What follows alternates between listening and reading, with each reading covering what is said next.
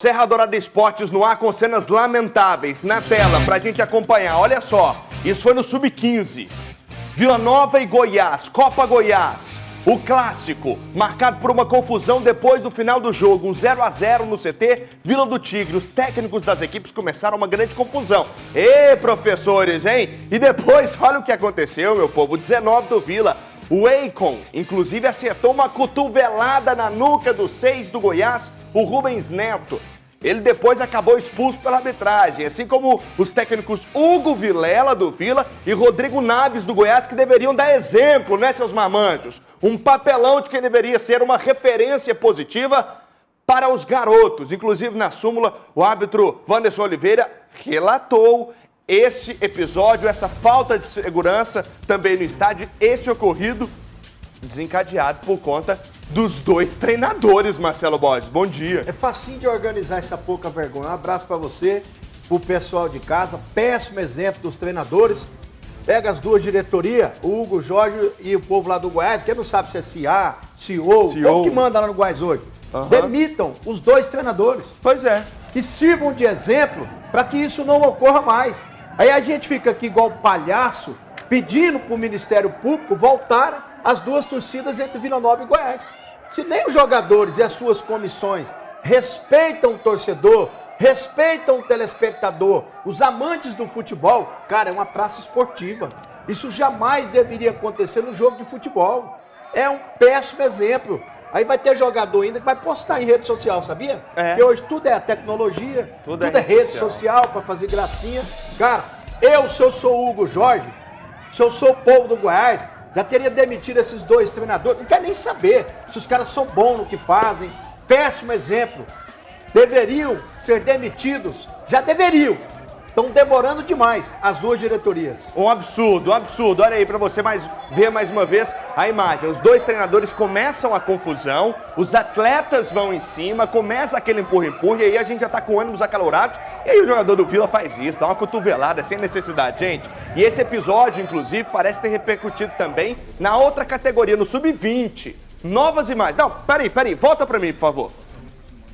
Isso que você viu anteriormente foi do Sub-15, no final de semana. O que você vai ver agora são novas imagens do Sub-20 ontem.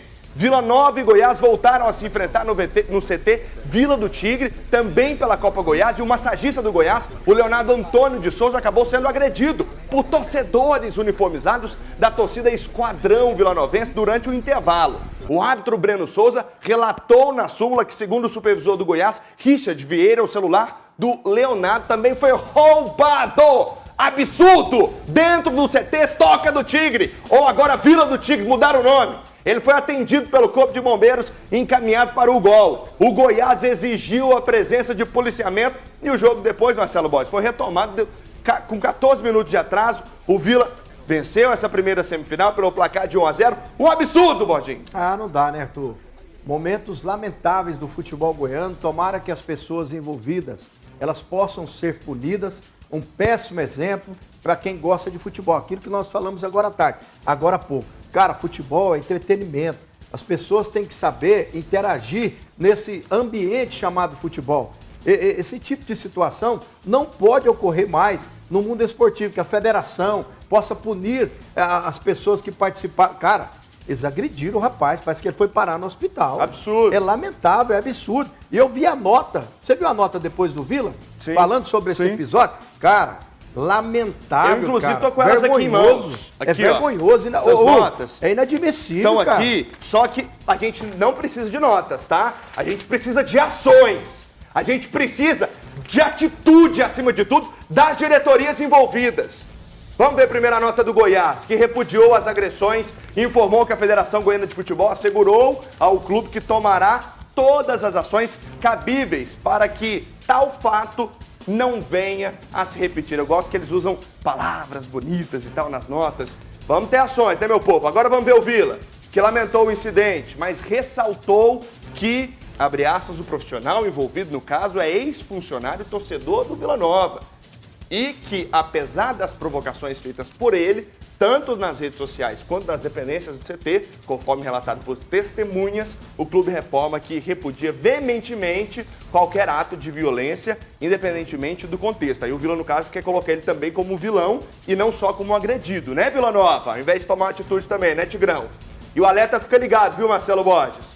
Porque teremos próximos jogos, já que tanto no Sub-15 quanto no Sub-20, Goiás e Vila Nova voltam a se enfrentar nos jogos de volta das semifinais da Copa Goiás nesta quinta e nesta sexta-feira, ambos no CT Edmo Pinheiro, CT do Goiás Esporte Clube, Borginho. Sabe o que eu não consigo entender? Você vai num jogo profissional, tem várias pessoas trabalhando lá em prol da segurança, para que não ocorra esse tipo de situação. Por que eles não tiram 10% dessa receita e colocam nas categorias de base? Para evitar esse tipo de situação. É uma desorganização do futebol. Absurdo. Desde a minha época isso ocorre. Sim. Isso ocorre. E o mundo mudou muito de lá para cá.